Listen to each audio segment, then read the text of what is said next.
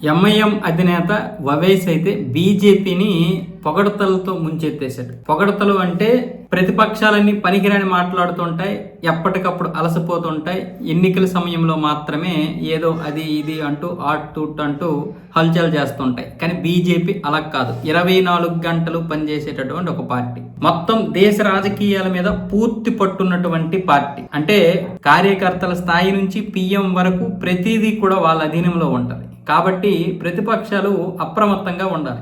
ఏమాత్రం ఏమరపాటుగా ఉన్నా బీజేపీ తన పని తను చేసుకుంటూ పోతుంది. కాబట్టి ఒక ఉప ఎన్నిక కావచ్చు, ఒక రాష్ట్రాల ఎన్నికలు కావచ్చు, దేశంలో జరుగుతున్నటువంటి ఎన్నికలు కావచ్చు, ప్రతిసారి కూడా అప్రమత్తంగా లేకపోతే బీజేపీకి మనం పోటీ ఇవ్వలేము. అందుకే ఈరోజు ప్రపంచంలోనే అతిపెద్ద పార్టీలో బీజేపీ ఒక పార్టీ, 17 కోట్ల సభ్యత్వం ఉన్నటువంటి పార్టీ.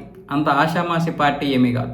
అక్కడ నాయకులకి మాత్రమే విలువ ఇవ్వరు, అందరికీ విలువిచ్చుకుంటూ ఉంటారు. పైగా ఎక్కడ ఏం జరుగుతుంది, ఎవరిని ఏ విధంగా కొట్టాలి, ఎవరిని ఏ విధంగా పట్టాలి, ఎవరిని ఏ విధంగా మభ్య పెట్టాలో కూడా బీజేపీకి తెలుసు. బీజేపీ చేయగలిగినటువంటి పనులు ఎవరూ చేయలేము. అంటే తనకి తన మీద నమ్మకమే కాదు, అక్కడ పరిస్థితులు, భౌగోళిక పరిస్థితులు కూడా అర్థం చేసుకుంటాం. వ్యక్తిగత పరిస్థితుల నుంచి భౌగోళిక పరిస్థితుల వరకు అన్ని బీజేపీ కంట్రోల్లోనే ఉంటాయి.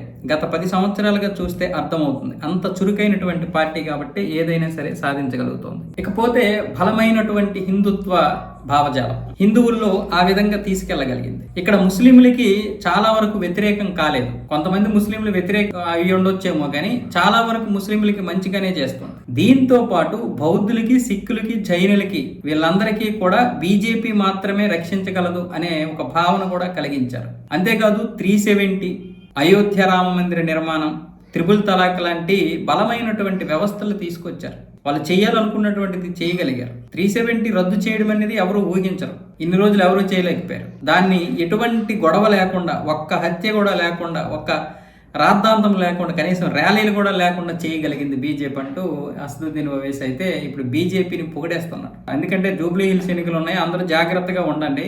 ఇక్కడ మన ఓటే ఉన్నా సరే వాళ్ళని ఎలా తిప్పుకోవాలో వాళ్ళకి తెలిసి కాబట్టి అప్రమత్తంగా ఉండాలంటూ ఈరోజు హైదరాబాద్లో జరిగినటువంటి ఒక మీడియా సమావేశంలోనైతే మాట్లాడడం జరిగింది.